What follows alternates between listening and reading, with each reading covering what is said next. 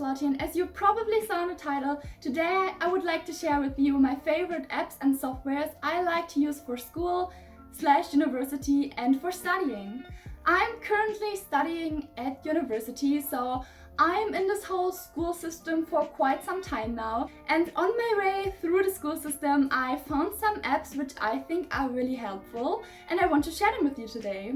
So let's jump right into the first app. The first app or software I want to share with you today is called Onenote. I'm sure a lot of you already know Onenote, but I just want to quickly mention it in this video because I love it just so much. Onenote is just a very good note-taking app for students or university students. So for example, you want to take lecture notes and you have already the PowerPoint presentation, you can basically load the PowerPoint presentation in Onenote and kind of create like a handwriting note on this PowerPoint, which I think is very useful. You can synchronize your devices, which is pretty helpful. I'm not the biggest fan of the app version, but I really like to just study on the go. So for example, I attended a lecture, I wrote all my lecture notes on my laptop in Onenote, and I want to study them a little bit more. I just go to the app, open the folder, open the page, and it is basically the same. So I don't really write a lot on my phone, but I like to read all my lecture notes again and again to just study and memorize the lecture. The next app I would like to show you is called Photomath. I'm currently not taking any math class in university, but maybe next semester. So this app will be pretty helpful.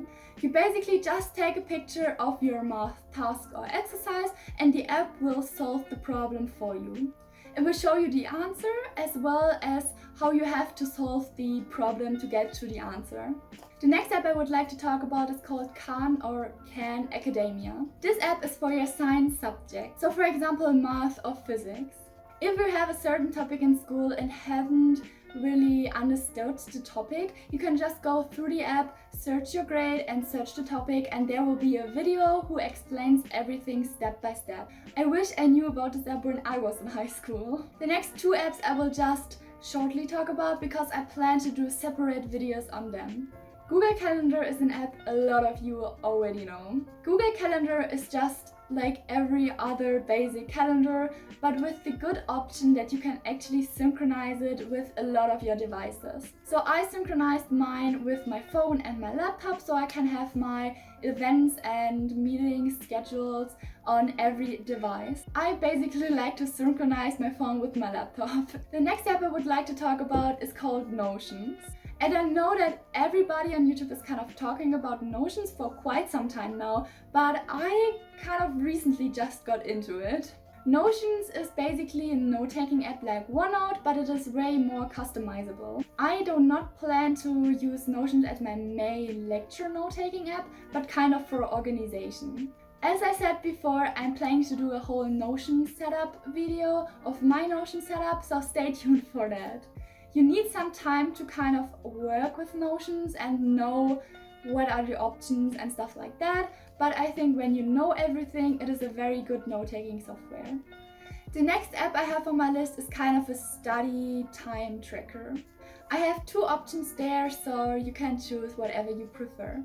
Both of these apps, Forest and Study Bunny, have the same concept. So in Study Bunny you have basically a bunny pet and you can feed him and give him clothes and everything costs money. And you can get money through study time. So the longer you study, the more kind of money you can get to dress up your bunny. For every time you study, you plant a tree and you have to make sure it doesn't die. It basically dies when you try to open another app or kind of close the Forest app before the study time is over. You can buy more trees to have a more diverse forest in the end. You can also see your statistics there, so you can see the statistics from day, week, month, and yearly progress. I prefer Forest over Study Bunny just because I really like plants and the concept is a little bit more simple to me. I don't want to mention any language learning apps because this video will be too long if I would do this, but I have an app which is called Quizlet. It is a flashcard app and it is the best flashcard app I ever used. You can create obviously your own flashcards, or you can search for other flashcard sets, which I think is very, very cool. There are some test option as well as a kind of game option. Again, I really like that I can synchronize my phone with my laptop. Another app I really like to use is called Simplemind. It is a mind map app where you can create your own mind map. I really like to use this app for brainstorming, for example, for an essay or an assignment. The app design is very simple and I'm very in love with it because otherwise it would be easier to take just a pen and a paper and write my own mind map. But in this app you can really arrange everything, color coordinate everything, and I really, really love it. Now we are coming to something not very study related, but I think it is also very important to mention.